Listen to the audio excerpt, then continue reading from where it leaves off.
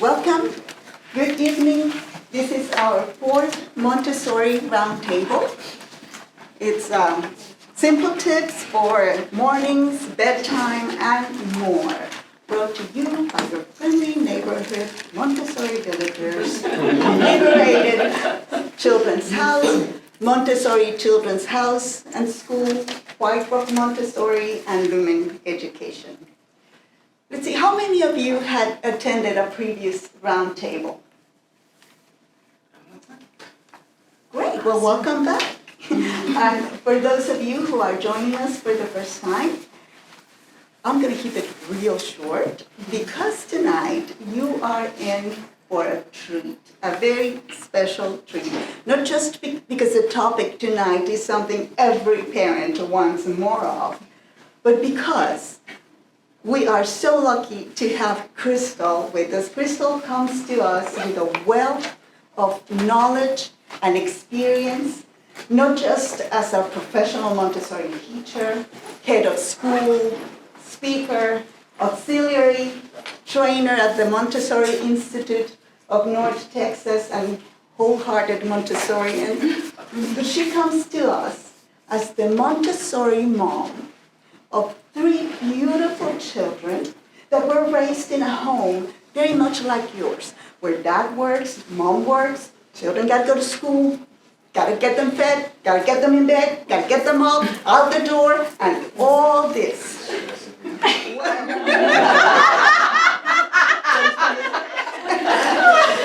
it goes over and again. Right. So all this while practicing the very same principles that Crystal will be sharing with us tonight. She will be taking us to that intersection between professional advice and tried and true techniques for creating the everyday experiences that you want for your family and that work for your particular family in your particular situation. Because regardless of what TikTok and Instagram might recommend or say or claim, there is no such thing as the perfect bedtime routine that works for everybody all the time.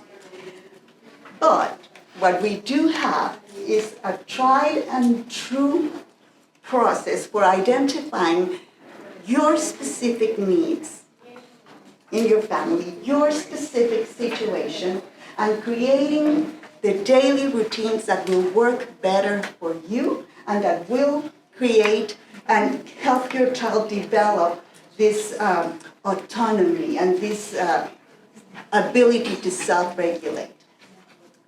So you all have your little note cards. Please make sure to write your questions, anything that, oh yeah, I want to know more about that, because we will have a Q&A session after the presentation, and any questions that we don't have time to get to tonight, we will make sure to email you the answers. We will share them with the whole group. So please help me welcome Crystal Reese.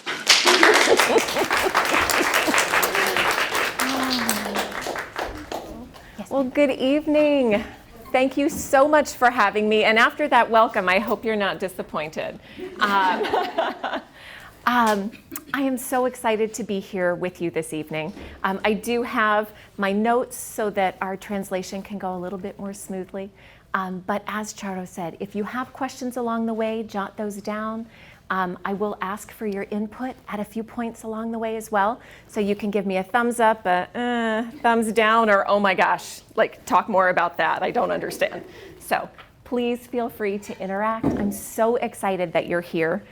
And I'm so excited to participate in this roundtable. As Charo mentioned, I work with the Montessori Institute of North Texas on a daily basis. I train 0 to 3 teachers who are the folks that are in your children's classrooms. And I'm so excited to be able to see a gathering of multiple schools. I'm really excited that you all do this, and I'm thrilled to be able to be here with you this evening. As Charo mentioned, these 3 amazing humans brought me to Montessori. And as you notice, they're a few years apart, right? So 24 years ago, our family found Montessori. And it's through them that I've learned the importance of observation, of attunement to the unique personalities of each child, and some really great skills at balancing schedules. My partner tends to work internationally, so we spent a lot of time together. And each of my children is so different from the other that it's a really great lesson for us that we think we've got it figured out, and then the universe brings us humility and an opportunity to learn more. So I'm really excited that these challenges and these opportunities that our family went through will help you and your family as you're getting routines set with your young children. So as we get started this evening, I would love for you to just take a moment. And first, we've all gotten here through traffic. You've gotten your children dropped off. They're having a great time. So let's take a really deep breath and just close our eyes for a moment. I'd like for you to think about who is your child, or children if you have several. How old are they? What is their temperament? What is their personality? Are they a morning person or are they a night owl? Are they slow to warm up? Or are they ready for any challenge? Do they need time to adjust to changes? Or are they more easygoing? Now I'd like for you to think about you. Who are you? I won't ask how old you are. But what's your temperament and your personality?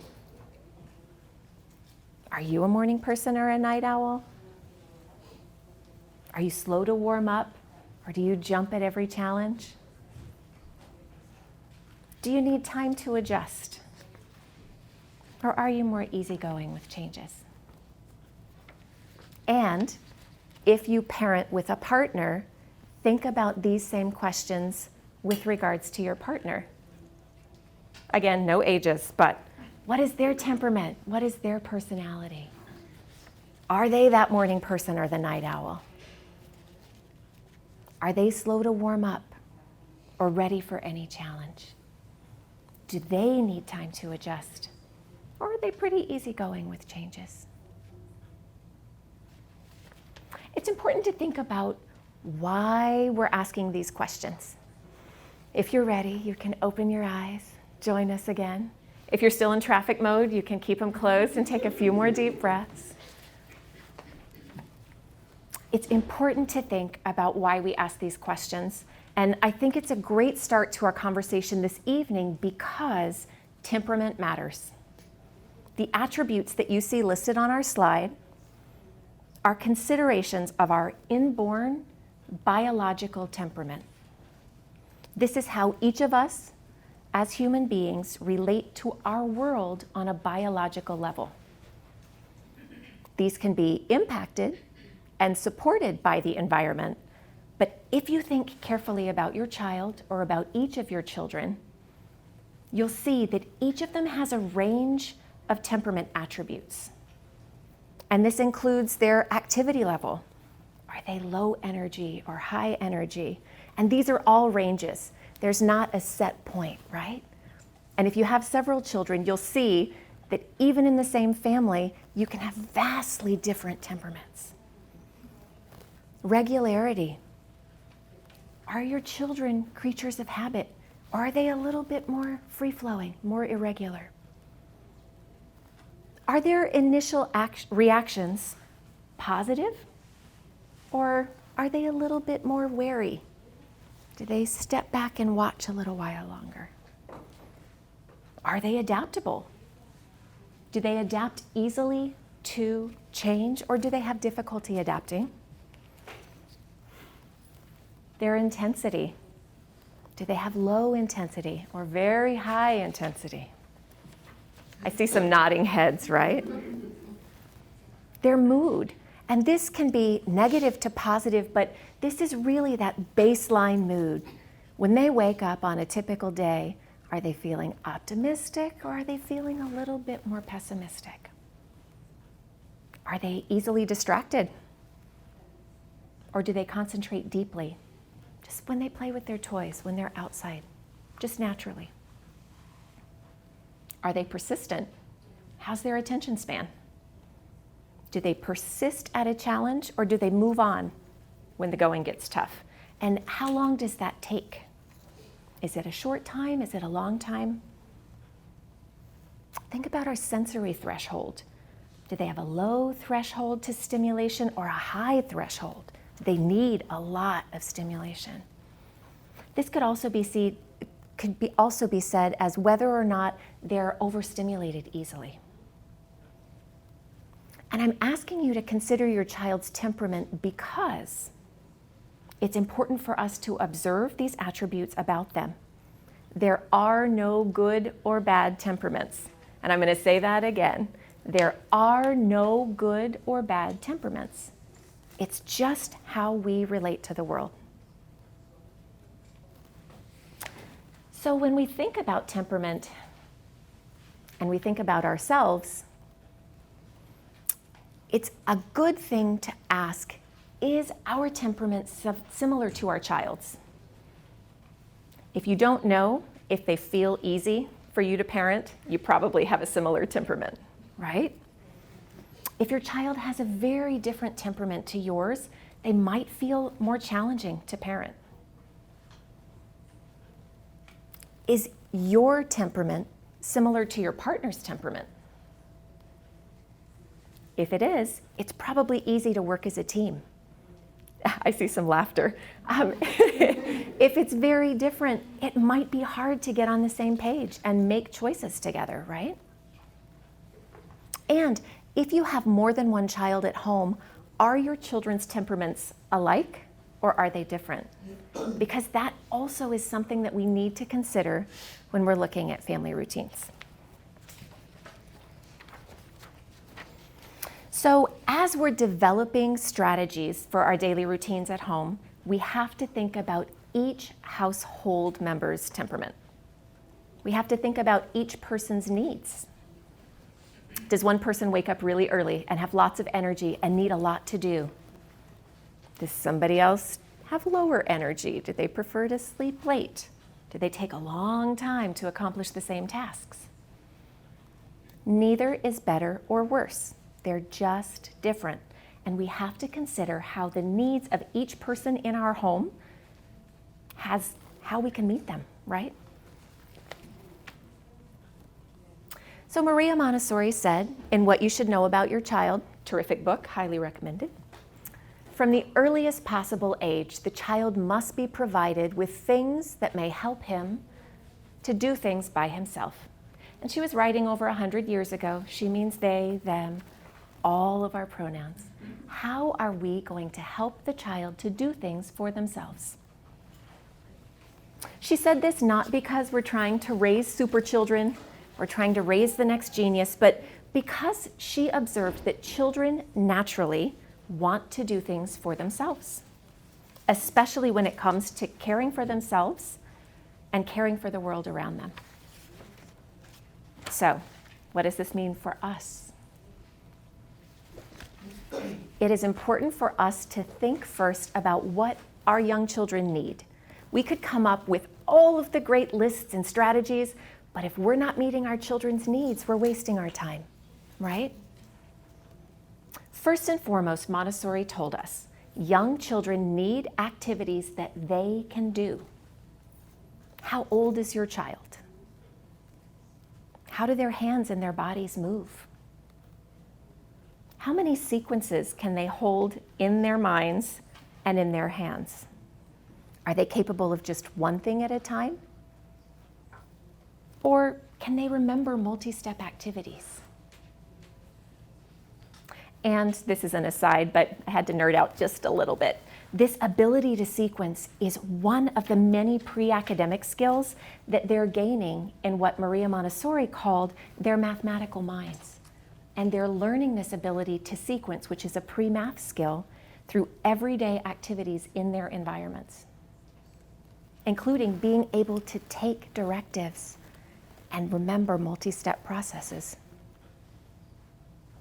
So what is your child interested in doing? Because we all know if they're interested, they will want to do what we ask them to do, right? What might they need help with?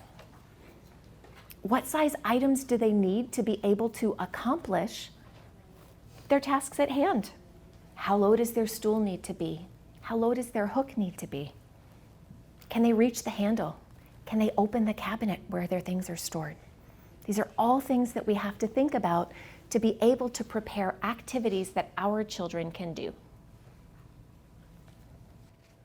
So we also need to consider that the young child needs independence. From the moment that humans are born, that newborn child is collaborating with the adults in their environment to survive. We've got a little one back there, right? They're gaining independence in natural and successive steps. First, they hold up their own head. Then they gain control of their hands and their arms. Then of their torso and their body, their feet and their legs. Once a child is upright, we are seeing new levels of independence almost every day, right? How many of you have 2-year-olds? Mm-hmm. How many of you have 3-year-olds? 4-year-olds? Mm-hmm. 5-year-olds? 6-year-olds? Anyone over 6? All right, awesome. We've got a really good, diverse group. All right, so those of you with those older children can also chime in a few minutes and share suggestions with what worked for your families, right? So this normal, natural part of each child's path of development, this independence, it comes about when a child is in an environment that is safe enough for them to explore and that's been prepared to allow them to move. Independence happens really naturally. The child gains confidence with every skill they acquire, and they strive towards even more independence, right? How many of your 2-year-olds know how to run the world, right? They've got it all figured out. They know how this works. But we have to remember that this doesn't mean that once a child can do something, that we never ever help them again, right? Children want connection with their favorite adults, and that's you. Just putting it out there. They want to be a part of their family and a part of their community. Sometimes when our children ask for help, it's not because they can't accomplish the task. Their request is connection. They crave connection with their adults, right? Yes, Maria Montessori said, we all know the famous quote, to never help a child with a task they can do themselves, right? I'm sure you've all heard it, you've seen it in your school literature, and it's a good reminder for us. But what Montessori meant was that we as adults must not take over the child's work. When a child genuinely asks for support, whether it's because they're having a tough day or just because they want to connect with us, it's important for us to be responsive and attuned to their needs. They're not manipulating us into doing their work. They won't be able to do that until they're like 5 or 6. Maybe they just need encouragement. Maybe they just need a hand today. It's important to remember that we have days when we could use help too, right? We could use encouragement. Just as we would help our family or our partner when they need support, we should help our children as well. So supporting our child's growing independence is not abandoning them when they need and they ask for our collaboration. Children gain independence first through collaborating with us as their trusted adults, and then as they gain skill and they gain confidence, they step out into their independence very, very naturally. Collaboration supports independence. So just as every child needs and is working towards independence, every child also needs order, regardless of how irregular those temperaments might seem. Order in the home around the child means that they can find the things that they need easily. They know where things belong. They can begin to get things out. They can put them away because they know the order of the physical environment around them. But we also need to think about how order isn't just the stuff. It isn't just the physical items in our spaces, but also what we do in those spaces. The harmony that comes from knowing that we eat at the table, we sleep in the bedroom, we wash our hands and we use the toilet, and we take a bath in the bathroom. We can find our clothes in the dresser, or maybe they're baskets or low drawers. Knowing where to find the things that we need reduces our stress level as adults, right? But it also reduces our child's stress, and it increases opportunities for them to be independent. It helps them to orient and feel safe in the world around them. And if they can always find their shoes, if they know their shoes are on that rug by the front door, they don't need to ask you every morning, where are my shoes, right? Order is a big part of establishing routines. But a routine isn't a rigid schedule. It's just a pattern of events that happen in the same way and at around the same time each day. For example, after dinner, every night we take a bath, we put on our pajamas, we brush our teeth, we read a book or two, we sing a song sitting on the bed, and then our child goes to sleep. This is a routine, and I promise, it does happen. Some households, some children, some families, it is that easy, but I know it isn't always. This is a routine, but it's not a by-the-clock schedule. It is ideal, of course, for us to begin and end these routines at the same time every day, but life happens, right? Church runs late, family events run over, you stay out later than normal. But the bedtime routine can still happen in the same order, and it helps your child to feel safe and comfortable to fall asleep, to settle into sleep. So order is also present in the consistency of our responses to our children. This isn't just a list of phrases that we recycle over and over, but it's a way of being with our family. If our child is worried that we're going to scream or yell when they spill their milk or drop their food, they're not going to want to tell us, right? But if we are able to regulate our own emotions and take that deep breath work is important as a parent, it really is, and respond with kindness and with respect and with empathy to our children, whether the situation is easy or challenging, this helps our child to feel safe and comfortable with us in any situation. So, as we've mentioned before, young children need opportunities and prepared environments to grow and to thrive. So, what is a prepared environment? A prepared environment is a space that is purposefully and intentionally set up to support the needs of all of the people who live inside of it. This school and your schools are prepared environments for your children, right? The furniture fits their body, the spaces are bright, they're clean, they're uncluttered. There's a place for everything, and the items are accessible for your child to choose, to use, and also to put away, right? When things always have a place, our children can put them away. So at home, we prepare our environment with every family member in mind. What does each person need throughout the day? Where can they store the items that they need in a way that they can find them, they can use them, and eventually put them away? How can we make the house safe for the youngest children while also being able to take care of all of those activities that we need to take care of every day? So preparing the environment looks different in every single home.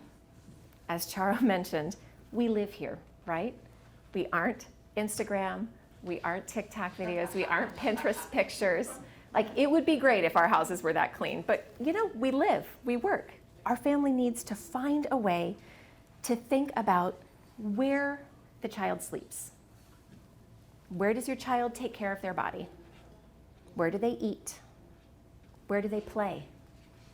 And once you've determined these areas in your home, we can prepare those spaces with an eye for order, for beauty, and for safety. to give your child a space to grow in independence as their hands and as their bodies are capable. So we as the adults prepare the environment. And these environments change as our children grow. And then it's our child's work to build their brain and their body, their skills and their personalities through interacting with the materials and the activities in these prepared environments. Montessori, through observation, saw that children from birth to 6 take in everything they need to grow and develop optimally from the environment around them. All right, pop quiz, and no teachers are allowed to answer. Does anyone remember what this is called? That ability for this child from birth to 6 to just soak up everything in the world around them. There's no penalty. The absorbent mind. Yes, you got it. All right. The absorbent mind. So they have this special quality of mind that only exists from birth to 6. So if we want to support our child's development, turn too many pages, pardon me. We need to prepare an environment with activities and materials that interest them, that stimulate their movement, that allow for repetition, and then we need to let them concentrate. We need to let them make choices. We need to let them repeat their chosen activities. And then our work is to watch them grow. What a different way of being with our children, right? Remember, your home is not a second school. You do not need to go online and buy every puzzle that your classroom has. You don't have to recreate your classrooms at home. At home, your child needs to be a part of your family. They need to work with their hands. They need to make and build things. They need to connect with whatever interests them. They need to read books and sing songs. They need to explore outside. And we need to find ways for them to contribute to the life of the family as is appropriate for their age. And even very young children can be part of family life. So when we think about preparing the environments as adults, this means that we make our home tidy. Again, impeccably clean would be amazing, but that's just not how most of us live. We want to keep our living spaces beautiful and clean. And when we do that, it helps our children understand that we value our home. We value our environment, right? It's much easier to keep our homes tidy if they are not overflowing with too much stuff, right? We want our living spaces to be manageable, both for our children and for ourselves. So we have to think, what do we truly need? And share the rest with others who can use them, right? Then, once we have just enough, we can think about organizing our spaces so that our children have room to move. They have meaningful activities to do, and throughout your house, there will be small nooks with the items that they need at just the right height for them. Accessibility means that our children can get to and reach the things they need, but it doesn't mean we have to buy special furniture. We don't have to completely reconfigure our lives, but we do have to think about how it must feel for a small child to live in a world where everything is too big. Everything is made in adult sizes. The counters are too high. The windows barely let them see outside in most of our homes. The handles and the light switches are so high that they can't even get into places and turn on the light without asking for help, right? So what can we do to make our homes welcoming for our children? We can put a step stool near the sink so our children can wash their hands as independently as possible. We can put a low cabinet. Actually, not even put, but use a low cabinet in the kitchen to store their dishes, their cups, their utensils, their placemats, so that they can reach what they need for their snacks and for meals. We can use a breakfast tray table, if nothing else, with our child sitting on the floor to have a space that's just the right size for them to eat. And if you have access to a child-sized table and chair, even better. They have a place to sit, to eat, to draw, to color, to write, to work. We can put a booster seat in a dining room chair so that our child's body is comfortable for family meals. And we can put our children's clothing in low side tables or low dressers, or even in baskets so that they can get to their pajamas and the outfit that they've chosen for that day. It doesn't have to be a lot. We can make space on the lowest shelf of any adult bookshelf for their toys. We can use side tables. The lowest shelf on your coffee table is a great place to put your children's things. Storing their books, puzzles, and toys, all we have to think about is order and simplicity. There are so many inexpensive ways that we can make our homes more accessible for our children as they grow in size, as they grow in independence, and it usually just takes curiosity and creativity on our part. So this also brings us to the point of flexibility. Our child's needs change over time, right? That newborn needs a different space than a toddler, than a primary child, than an elementary child. Their bodies grow, their capabilities grow, and it's important for us to keep up with what they need physically and intellectually, to make sure that the environment at home does still meet their needs as they change and grow. And we spoke earlier about creating environments that serve the entire family. Now, this is easier for us because our homes are built with adults in mind, right? But as we're arranging these spaces for our child, we need to think about, where are we going to sit comfortably to read a book? Do we need a space for work? How are we going to be comfortable in the kitchen cooking, whether we're cooking on our own, with our partner, with our children? Where are we going to keep the things that we need for cleaning and tidying up the house so that they're easily accessible and it makes it easy for us to do? These are all ways that we can prepare the environment for every single person in the family. And as we think about preparing the environment for our child, we also need to think about how we are a really big part of our child's environment. Your child thinks that you are the most wonderful person they've ever met. Maria Montessori called young children the love teachers. They love you no matter what. They think you're great. And often we are great, right? We do our best. But we're also human. We really think about how we're preparing our homes for our child, but in reality, the most important part of all of this preparation is preparing ourselves. We have to be aware of our needs and meet them as best we can while we're juggling all of these elements of life as parents. How much sleep do you need to feel calm and rested and balanced? Sleep is often the first to go, right? What foods do you need to feel like your best self and allow yourself to be present and in the moment with your child? Do you need exercise, or do you need to do another activity every day to feel your best and be your most positive self? Preparing ourselves in this busy season of life as parents with young children, it's often an afterthought, right? We put a lot of focus on our child. We put a lot of focus on their stuff.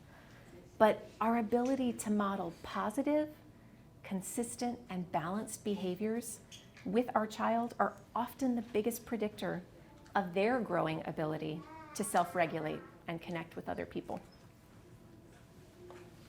Our ability to respond consistently to our children means that we feel approachable. They can come to us, they can talk to us about anything and everything because we're their safe and trusted adults. This is an important skill for us to practice and to grow in our work as parents. This ability to respond to our children with consistent respect and connection, attuned to both their needs and our needs, it takes work, right?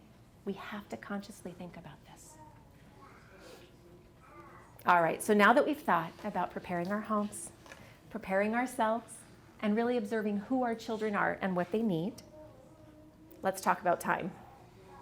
So young children need a lot of time to process ideas, to formulate what they want to say, and to be able to respond to our requests.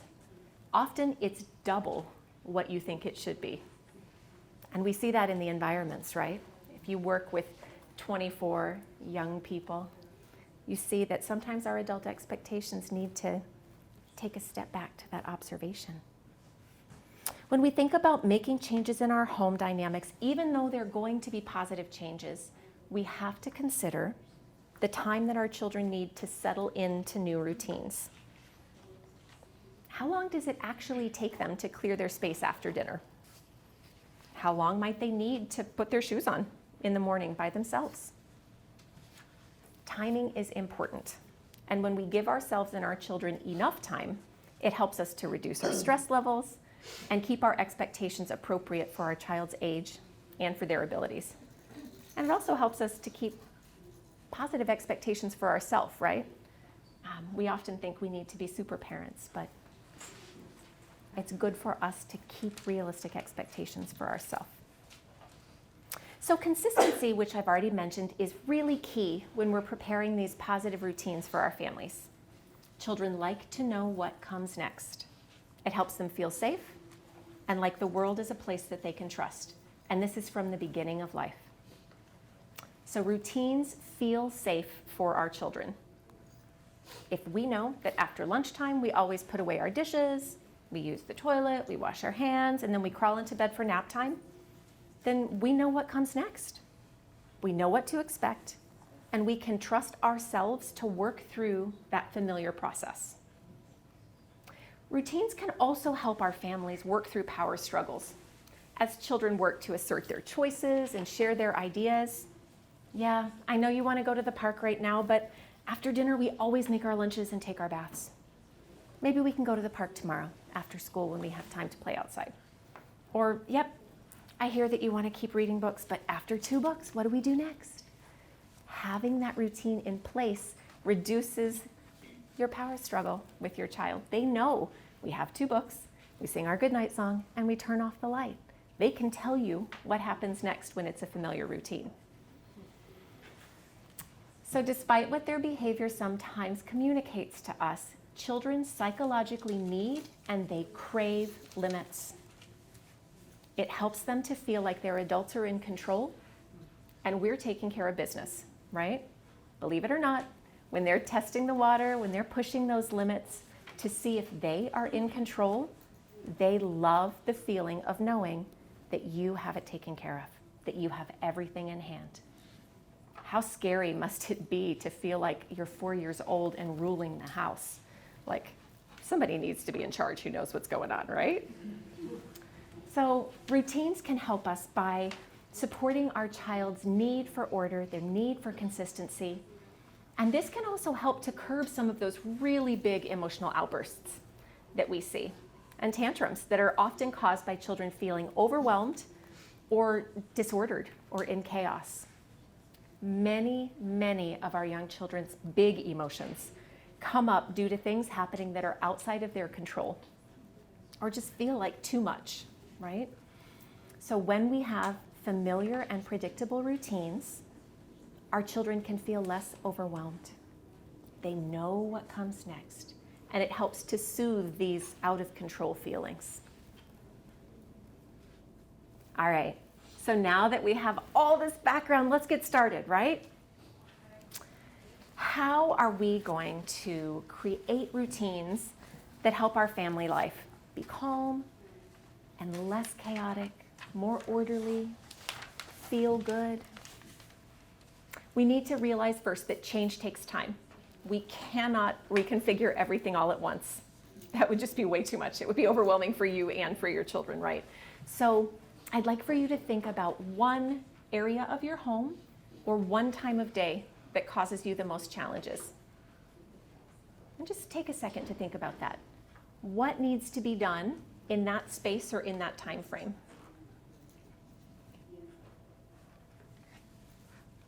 Okay, so now that you've thought about what you think is a good place to start when it comes to change and creating routines, let's break down what needs to happen in that space or during that time frame into simpler steps. So I'm going to choose an easy example. We need to find a way for the children's school bags, their coats, their shoes, their lunch boxes. We need to get them all out of the door with us on time in the morning, right? So think about what you're doing now and what isn't working well. Maybe there's not a consistent place for these things to live. Maybe they're not ready in the morning when you're ready to go. So think about how much your child can be involved in the process. We can put low hooks on the wall. They can hang up their coats and bags when they come in. They can leave their shoes in the front hallway so you're not searching under the sofa for somebody's lost sneaker at 7:30, right? Creating an entry storage way is the best and easiest way to start getting your family out the door on time. What does your child need in that space, right? They need a place to hang up their bags. They need a place to sit down and put their shoes on. And then how can you introduce that process with your child? I love this picture because this is a process that the family has really thought through with their 2 young boys. How can the boys help to empty the dishwasher, right? There's just enough order, there's just enough space. How can they contribute? And often if you have an older child, maybe 4.5, 5 and up, you can ask them to weigh in on the process, right? They can share their opinions too. This does work better with older primary age children when you're thinking about new spaces or processes, but when you collaborate with your child in building a routine, they're going to be more interested in implementing it as well. So once you've decided what space needs help, what time frame needs help, what needs to happen, how you can prepare the things in the physical space and create a process, you think it through and then you share it with your child. When we get home, there's a special new place for our things. And then look, we have new hooks on the wall. There's one way up here for my bag. And yes, include yourself in this process, right? How often are you looking for your keys? Put a hook in the hallway, it works. Look, there's a hook for your bag and my bag and brother's bag. There are hooks for your coats. Let's practice putting our bags away together. Watch while I hang my bag up here. And I know it feels silly, but when we are excited about the process and we model step by step how things work, our children are excited too. And we also need to name all of the items that are in our new space, because we can't expect that our toddler or our 3 or 4-year-old knows all the names for these things. So when we say, go get your shoes off the shoe rack, they might not have any idea what you're talking about, right? So use this as an opportunity to have fun together, to build this new process, to also grow your child's language, and then collaborate with them. You take a turn and they take a turn. You take a turn and they take a turn. And because they're already at Montessori school, this isn't new. This is something they do in their classrooms every day, right? So you giving a grace and courtesy lesson is really weird, but also very fun. So another thing to think about is, when is it best for you to share this process with your child? So you need to feel relaxed. You need to be comfortable. You need to give yourself time to have fun. So don't do this when you're dashing in and out the door between school and soccer practice. You need to walk the dog. You really have to give yourself time to enjoy this process. All right, so you've heard of guy math and you heard of girl math, but let's talk about family math. So I like to call this the morning count back. So it's a great way for us to figure out how to leave the house peacefully by taking into account how long each step of this process takes to complete. And you have to be honest with yourself, all right? So to figure out when the children need to wake up, we first have to look at when we absolutely have to leave the house. And this is not the, barely getting through carpool line before they close the gate on time. This is like, how can we leave, right? Been there, done that, drove the big truck. How can we leave in a way that everyone is calm and happy? We have all the things that we need, and we're in the car and not frazzled, right? All right, so from the time that we have to leave the house, we count backwards how long it takes our child to get ready, and this is different from child to child. So if you have several children, whoever takes the longest, you use their number, right? So if your oldest child is really speedy and they're always ready and they're coloring or reading a book while everyone else is still getting their teeth brushed, don't use their time. Use your slowpoke, right? Use your sweet little tortoise that needs a little bit more time. to eat breakfast and get dressed. So we've thought about departure time. We've thought about how long it takes us to get dressed. We have to think about how long it takes to eat breakfast. And this is not a grab a piece of toast and cram it in your mouth while putting your shoes on, but like a comfortable school morning breakfast, right? This doesn't mean a big full English breakfast with sausage and eggs. Like this can be oatmeal or toast or whatever your child needs to eat in the morning. But how long does that comfortably take for you all to eat breakfast? And then you subtract each of these times out to figure out when your child needs to wake up. So you all have plenty of time to start the day peacefully and for them to be as independent as possible. So if we need to leave the house by 7:30 to make it to school by 7:45, and it takes 40 minutes to get dressed and another 40 minutes to get out of bed and eat breakfast, then they're going to need to be up by around 6:10 to have a smoothly running and peaceful morning. So, family math. How many of you know how long your morning process takes right now? Just off the, impressive. Like, how long does it take to eat and to get dressed and to put on their shoes? Like, observe your children for a few days. If this isn't something you already know, you will be amazed. And then you can do the same for yourself. All right. So for our mornings to be as peaceful as possible, we have to think about what we can do the night before to be prepared. This will make our houses more calm, more peaceful. We can pack lunches the minute we finish eating dinner, right? Even young children can help with this. After dinner, you have dinner leftovers that are healthy, balanced, whole foods. Or if there's not something your child wants to eat, there's time to make something else, right? They can choose that fruit, they can choose that vegetable, the whole grain, they can pack everything into the lunchbox and make a space in your fridge where these lunchboxes will fit. Then all you have to do the next morning is throw in an ice pack and you're ready to walk out the door. You can also wash and refill those water bottles the night before. It is a game changer not to be searching for that straw when you need to be leaving the house. So think about, too, setting out outfits for the day or for the week if you're a real go-getter, right? Saturdays and Sundays are great for this. Do the laundry. Have your child choose their outfits for the week if you have space to store them, all the way down to socks and shoes, if possible, because those are always the things you're searching for at the last minute, right?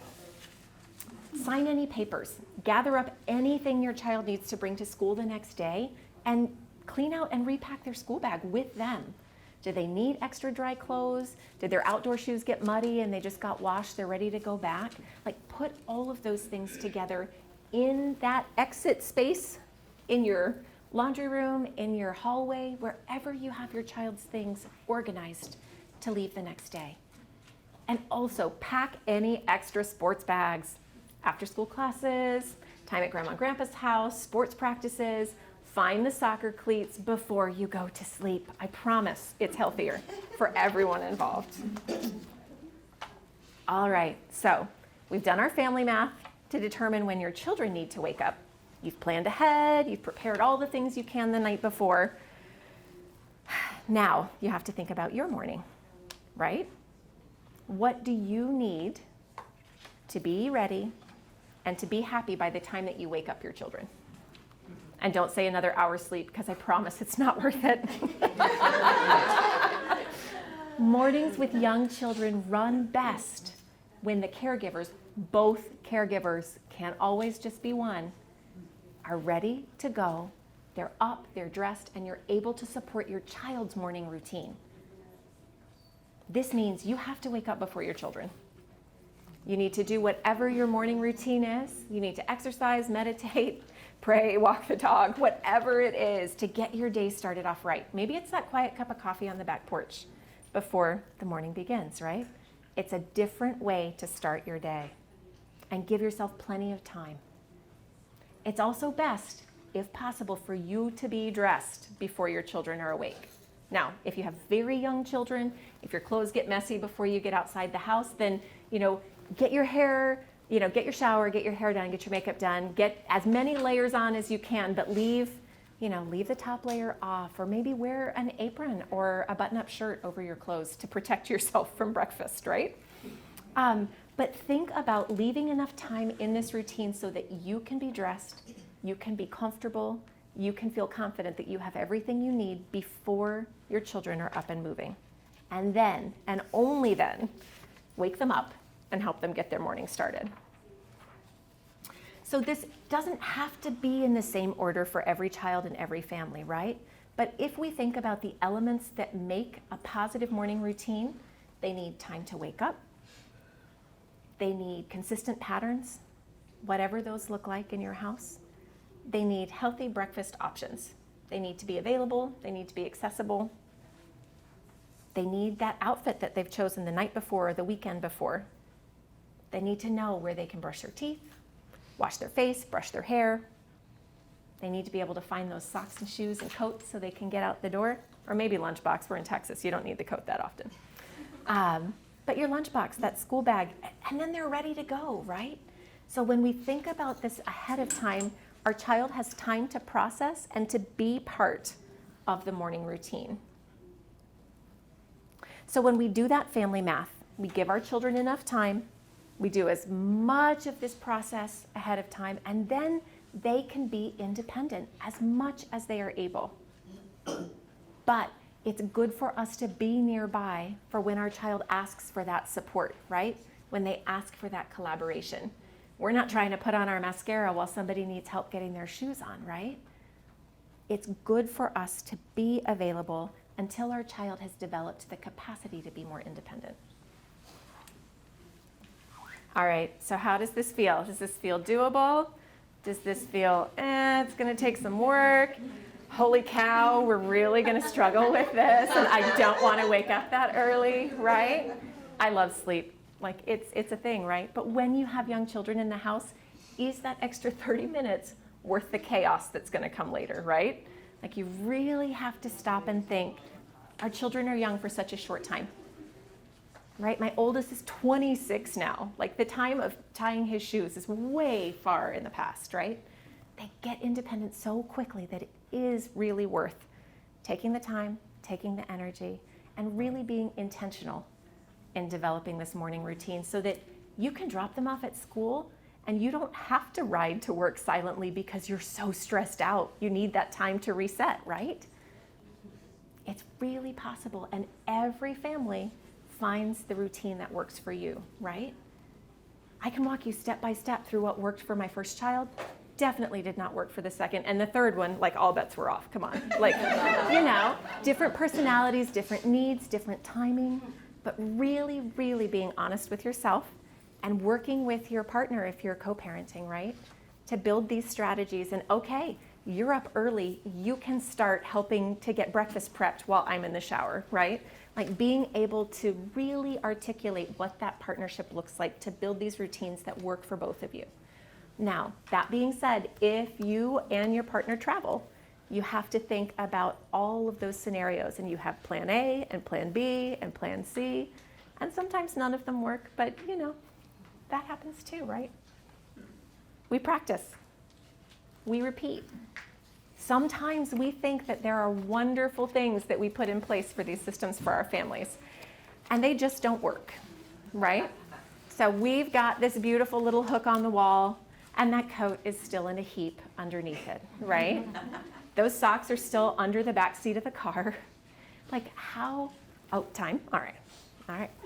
How can we practice and really work on these routines in a way that is functional for our family?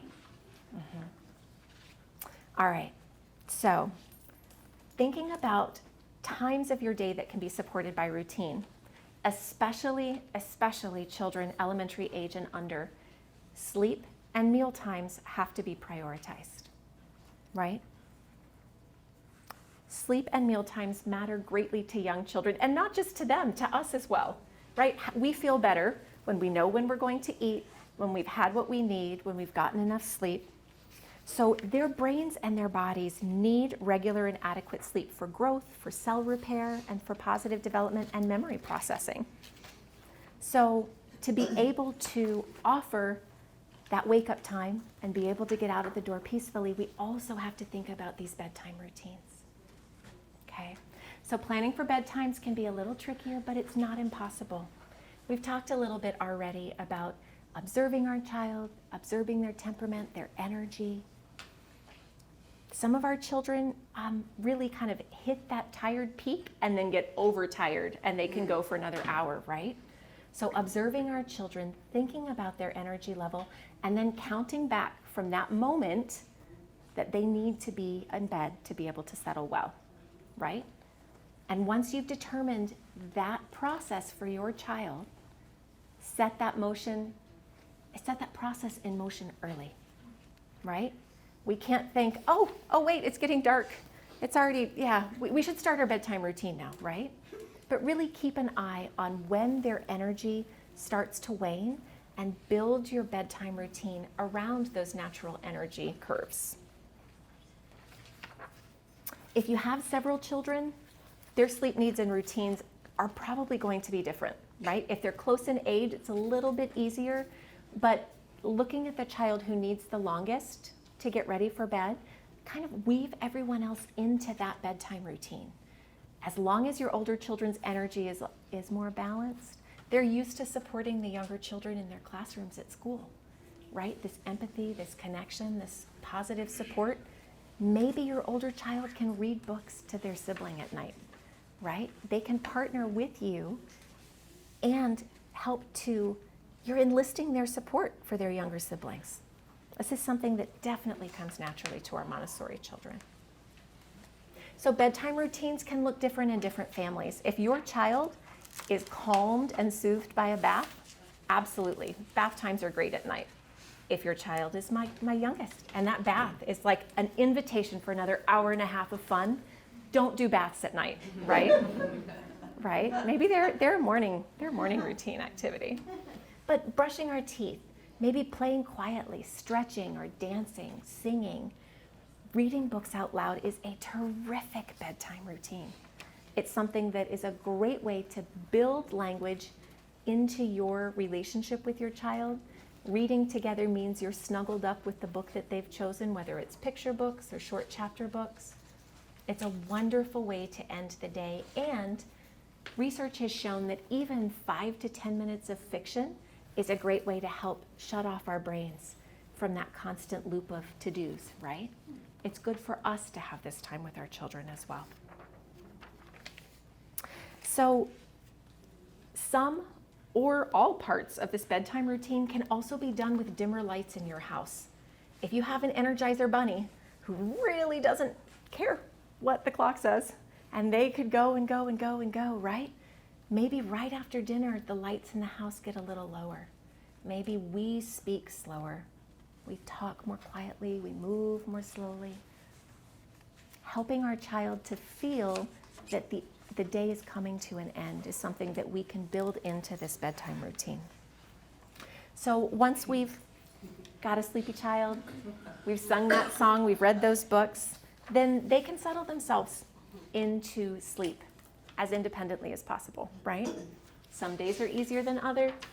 Some children are easier than others with regards to sleep. But every single child and family can benefit from a consistent bedtime routine. It helps your child to build positive sleep associations. It's not a pacifier. It's not some sort of crazy gadget trying to convince them that it's time to go to sleep. It's this familiar pattern that helps their body know that the day is ending and it's time for bed, right? It helps their brain and their body be ready for sleep. All right. Does this feel doable at your house? Does this feel okay with your children? Does this feel like the last thing on the list that you're going to be tackling when it comes to routines? I saw some of these. Okay. And meal times. This one tends to be a little bit easier because we know how a meal starts, what we do in the middle, and what we do at the end, right? But when we want to encourage our child's independence, that means that we need to think about who's involved in creating the meal. We need to think about what needs to happen in the kitchen and in the dining space, and how our children can collaborate. When does this happen? Is it always just one parent, or is this a family affair, right? And how can everyone be involved? So even from the youngest toddler, when we have placemats and napkins that are down low, they can help you set the table, right? They can carry one plate at a time or one fork at a time even to be able to help set the table. We know that when we slow down and enjoy the process, our children are also more likely to eat better and enjoy meal times instead of fighting against them. Thinking about how our children can contribute. What are their capabilities? They're really proud to be able to offer whatever skill they have. It might be chopping one carrot for the entire meal, but that's a contribution that your child can make and feel really proud of. Food is the first vehicle that we use for children to share in the Montessori environment, especially with toddlers. We prepare food, we serve it to others. That is the first way that your child is sharing with other people. How great for them to be able to do that at home too, right? Think about how you can prepare your space so they can wipe your table or wipe the counters when you're finished with the meal, right? Think about how they can be involved. Is there a stool that can go in front of the sink so they can help you wash dishes? Anything with soap and bubbles is an instant hit. So as long as you have the patience, right? And you build that time into your routine, your child can be involved. And again, how do we invite our children into this process and thank them for contributing to our family, right? It might mean that we need to slow down. We don't need giant elaborate meals every Tuesday night, right? Maybe it's a 30-minute simple healthy meal on weeknights after school so that our children can be involved. We're not a stressed out mess by the time we finally sit down, and we can all enjoy this time together, right? And remembering, we choose what we put on the table. Our child chooses how much and what to eat. Doesn't need to be a power struggle, right? When we offer healthy options, they make healthy choices. And if they helped you buy that broccoli at the store, if they helped you cook that broccoli, they're going to want to eat it, right? Eventually. Might take a few times. But how does this feel? Is this a little bit more comfortable? Is this something you're familiar with at home already? Thinking about how to set these meal times in motion, how to involve your child. The kitchen is a really great place as long as we aren't stressed out to be able to involve our children in their everyday routines. They want to be involved. When we collaborate with our children, this leads to their independence, right? They work alongside us, they gain the skill and confidence, and then they can choose to do these things independently. We can't force independence. There's no, you did this yesterday, you can do it today. Sometimes we have to offer that hand and that connection. And remember that that request for help is often a plea for connection with us, especially when we're busy and stressed out, which is why it's so hard as a parent, right? So Montessori said, in The Child in the Family, it is our duty to attempt to understand the psychic need of the child and to prepare a vital environment for them. This is the house around our child, but this is also the people within that house. We're an important part of our child's environment, and the order of their spaces and the routines of their days can support their growing abilities and independence. And as Charo says, we have to make it manageable, meaningful, and consistent. So if you hear nothing else this evening, choose one thing to work on, right? One thing that will help reduce your stress, help you connect with your child, help them grow their skills, and gain that independence that they really want to have. Thank you so much, Crystal, for all the wisdom and all the great advice that you have given us. Remember, as you go home and start thinking about your routines, the one thing that your child needs more than anything is a cool, calm, and collected parent. So please don't go home and choose some routine that is going to drive you crazy and it's just going to make you angry. Just take it one step at a time. Choose one thing where you want to start there. Master that process. Let your child experience success, let yourself experience success. For sure. And then take on another little project. Never ever force yourself to do something that doesn't feel helpful, doesn't feel natural to you, that it doesn't really match with your family.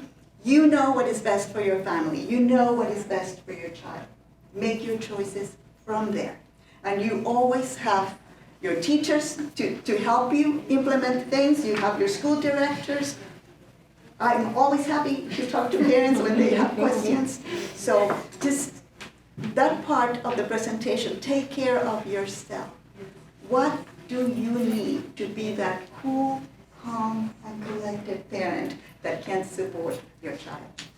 Thank you so much for